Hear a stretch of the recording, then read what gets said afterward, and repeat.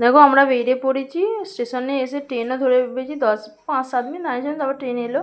ট্রেনে এত ভিড়, বসার জায়গা মানে বাপরে, যা হোক করে একটু কিছুটা যাওয়ার পর তারপর 4th সিটে জায়গা পেয়েছি। সে 4th সিটে মানে তো জানোই যে কীরকম অবস্থা। সে যা হোক করে তারপর অনেকটা যাওয়ার পর একটুখানি হলো। আর দেখো আমরা চলে এসেছি, আমরা এসেছি বালিতে।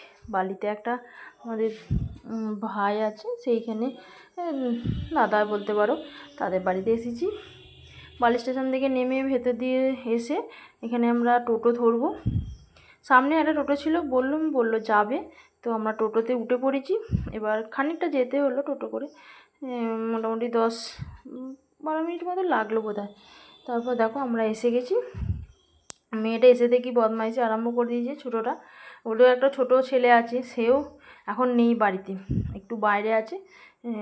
তারপর এসে একটু খাওয়া দাওয়া হয়েছে, মিষ্টি ফিষ্টি, জল, শরবত সব সেসব খেয়ে এখন দুপুরবেলা আমাদের লাঞ্চের সময় চলছে।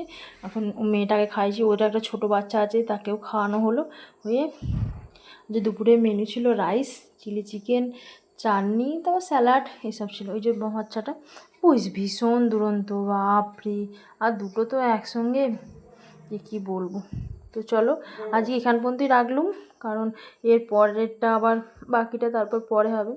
আমরা খেয়ে দিয়ে একটু রেস্ট নিয়ে তারপর বিকেলবেলা 5টার সময়, এরকম সময়, 5টা না 5:30, একটু চাটা খেয়ে বেরিয়ে পড়েছি।